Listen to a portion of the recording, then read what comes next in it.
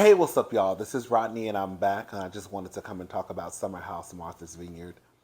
Next week is the season finale. Hopefully, it's not the series finale. Um, I think they should bring back everybody next season. I do. Definitely Shanice. She's what she need. They need to bring Shanice back. I think they should bring everybody back. Um, yeah, we'll talk more about next week's episode because I saw the preview for next week's episode and I said, "Oh, girl, they could have added about two more episodes from what I saw." Girl, they could have just went on and made it a good 10. Anyways, we'll talk about next week's episode next week. Okay, Shanice.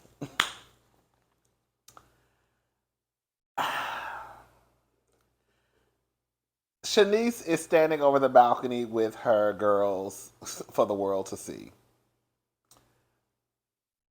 Like I said, I do think that because we live, most of us are not used to just seeing women walk around with their boobs hanging out in public spaces, anyways.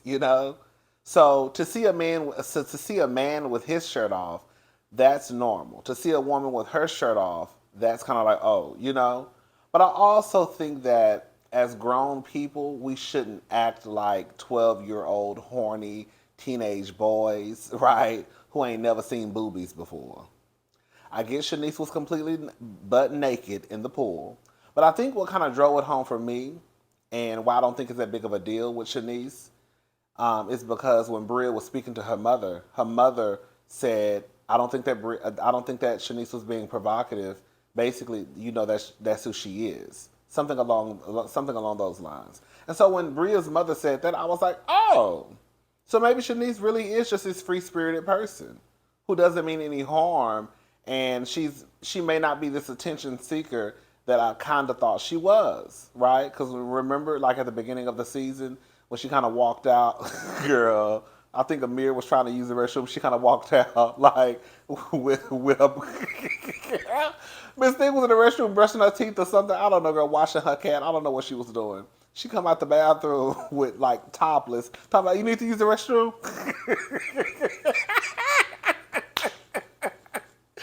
Oh, okay, now she didn't do a little shimmy shake, but I felt like that's what she did, and we just didn't see it. Um, I'm always on the fence when it comes to stuff like this, as far as like, is it disrespectful?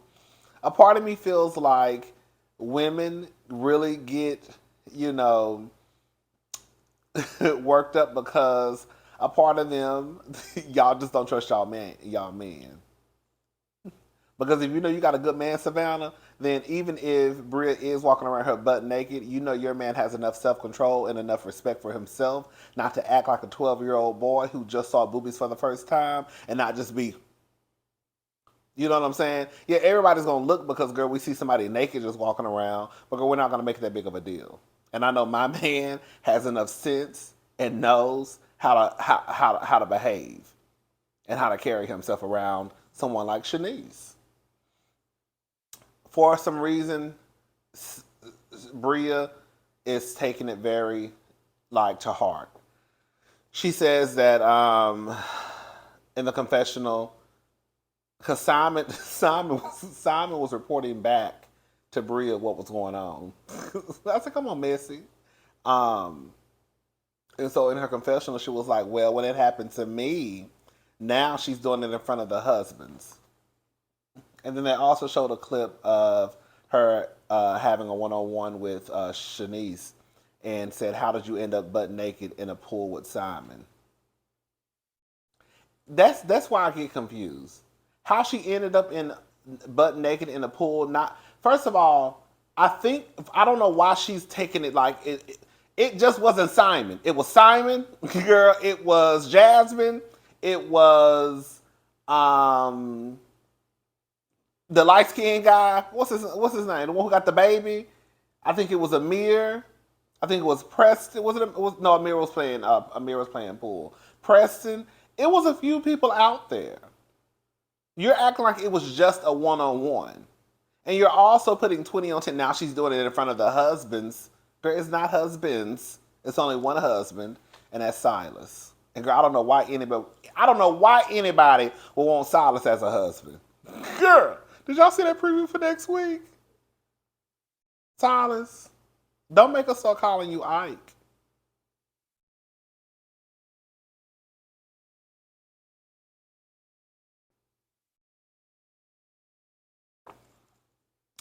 I think Bria was being a little too hard on Shanice because if you know your friend is a free spirit, you know this is how she is, your mother knows that this is how she is, then girl, it is what it is. It is what it is. Again, I could see Bria getting worked up if she walked into her house and Shanice was butt naked with Simon in the pool, then I could see how that could be, girl, that could cause some chaos and confusion. But in this setting, I don't think Shanice was wrong. I really, really don't. I don't.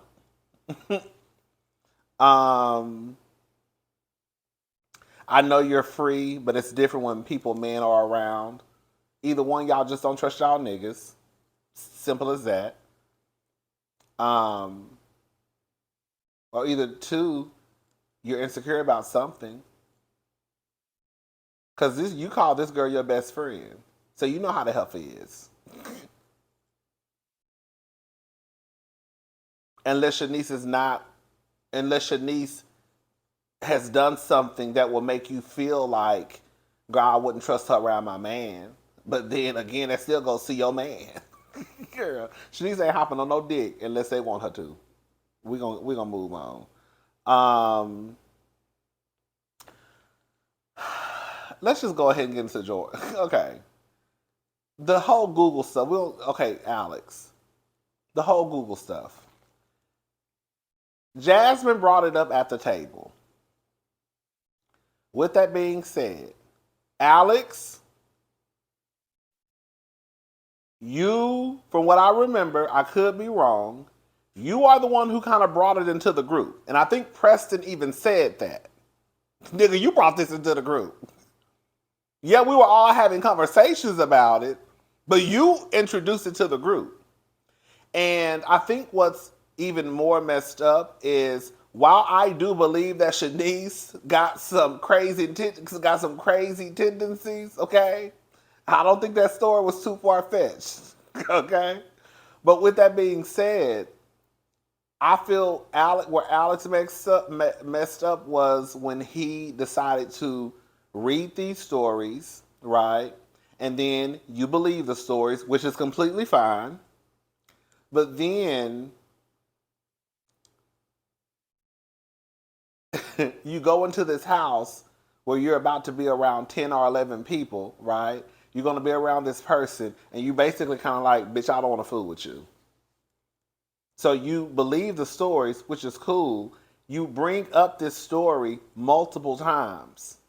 I think I remember twice Alex bringing it up. All I'm saying is, Alex, just stand in your shit.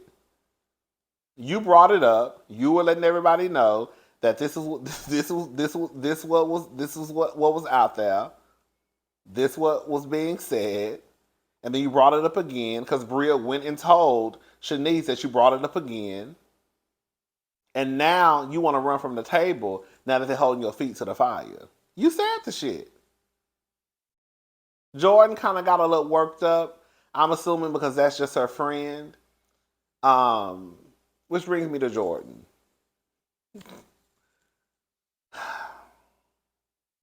I like Jordan. This is what I think is happening with Jordan. So Jordan.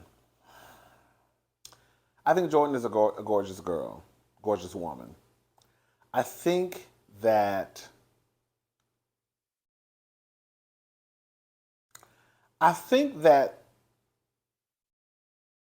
when I see Jordan in confrontation with, or, even it could be just, it shouldn't even really be confrontation as far as like it's escalated to this point where people are starting to kind of be on edge, right? Because all confrontation is not necessarily like bad confrontation.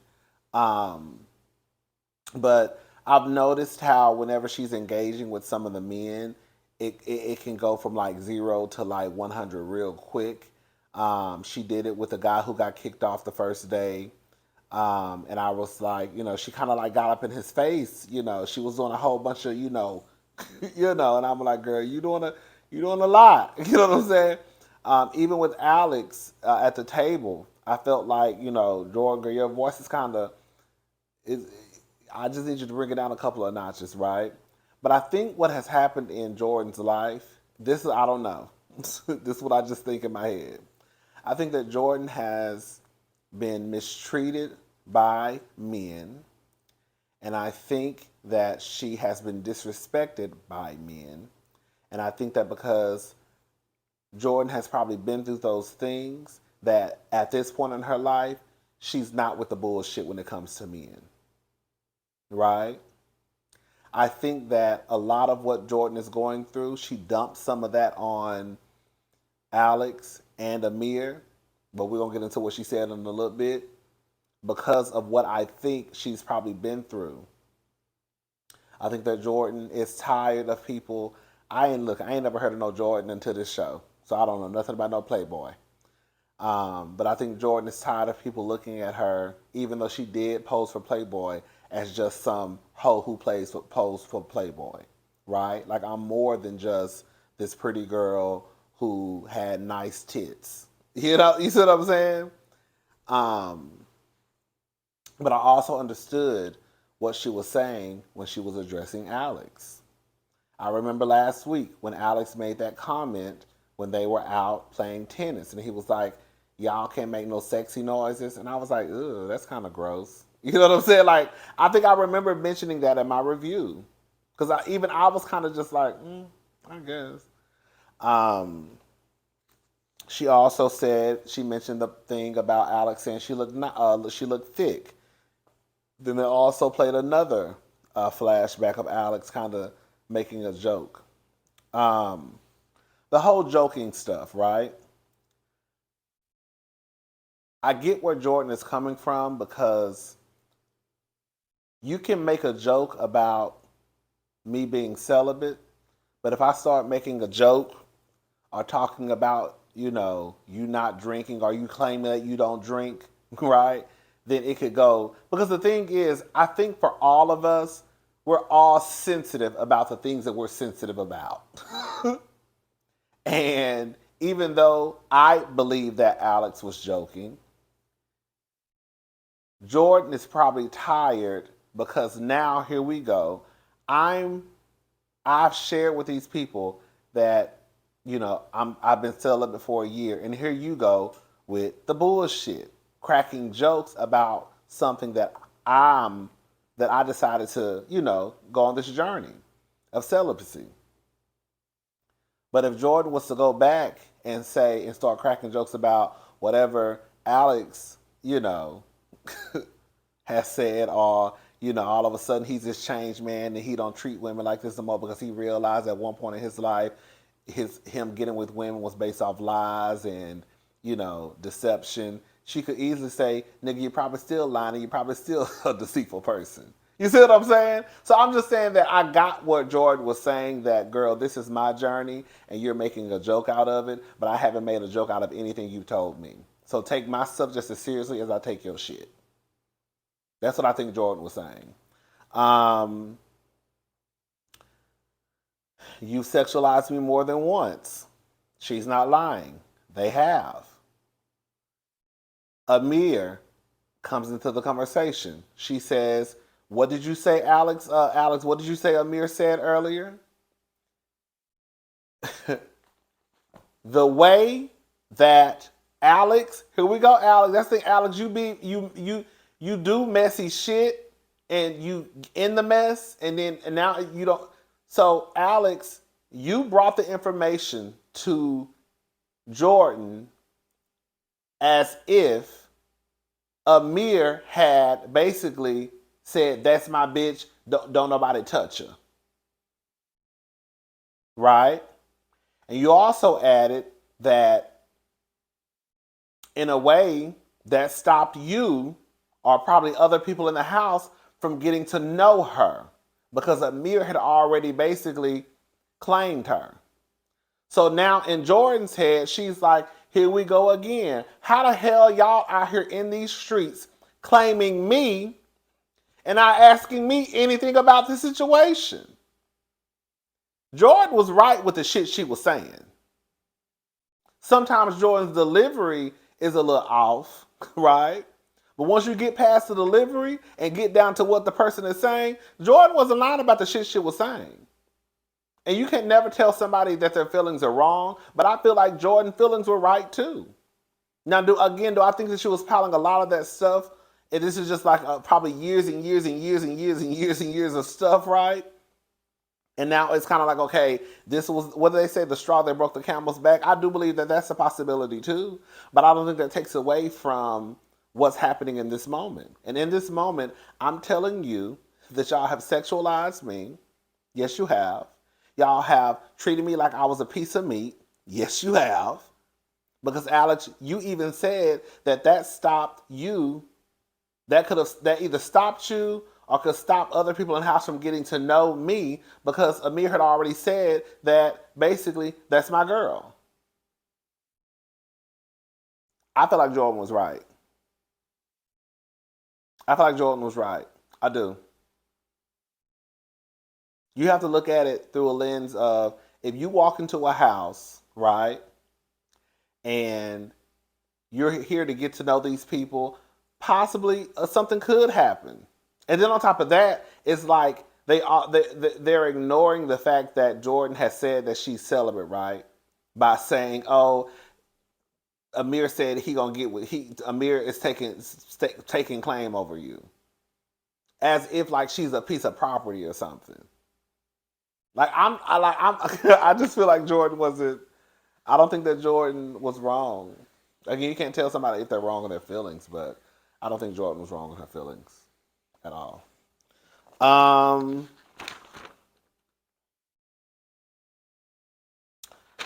um,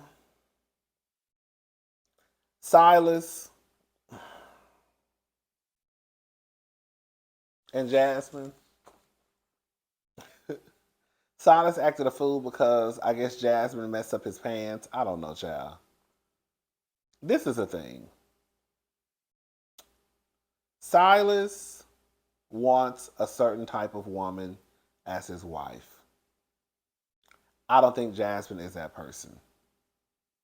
Silas wants someone who he can tell to jump and they automatically know how high. Silas wants to be able to tell his wife what she should wear, like he did Jasmine. Silas needs someone that he can control because he thinks that he's smarter than everybody in the room already. So you know he thinks he's going to be smarter than a woman. And I think that Jasmine met this man, and now she's trying to turn herself into this person who she's just not. And she's trying to become this Stepford wife, and that's not who she is. That's what I think.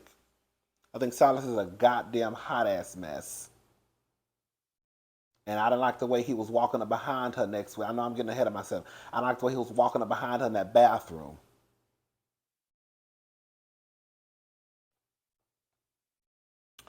Um, I don't really have nothing else to say. Jasmine, if you like it, I love it. If you want to be with the nigga, be with the nigga. If you want to have little Silas Juniors and Silicias running around here, honey, go for what you know. Preston is having a soul food Sunday. He said, oh, he's also having a Preston Pride party. He said it's important for him to celebrate Pride because no one else is gay in the house.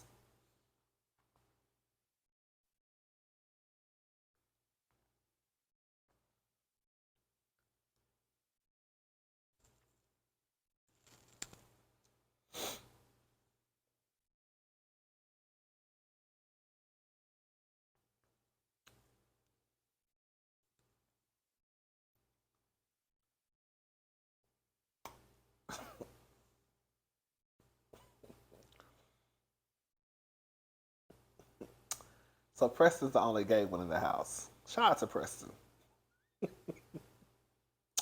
Preston got a boyfriend. I think he said they've been together for like 2.5 years. He said in gay years, that's like 10. I said, girl, you was not lying either. Um, uh, they had the prom party. It was cute. The guys did a dance. He talked about Stonewall in New York. Girl, speaking of Stonewall, I never told y'all, but when I went to New York a couple of years ago, I went to Stonewall, and it was cute. It was nice just to go and just like, oh, this is cute. The night that I went, Sam Smith was there. It was the weirdest singer. He was just, girl, and we walked up. I still remember. It was me and my two friends. Well, my friend and his friend. No shade, but see, that's why I shouldn't have said that. It was my friend. We friends. Well, it's really not my friend, but it's my friend. It's my best friend and then his friend. But we were all in NYC, and we walked up, and there was a guy standing outside against like an SUV, and I'm like, "What's going on?" And he like, "Somebody must be in there." I was like, "There ain't nobody in there." And then he asked the guy. He was like, "Somebody in here?" And he was like, "No." Right? And we're like, okay. So we walked in. Literally, right when we walked in, he was at the bar. I mean, not at the bar. He was at a table. You know, I don't know. I don't know their pronoun. I think the pronouns are they and them. You know, they're real popular. I don't know if they're non-gender conforming or non-binary. I don't know.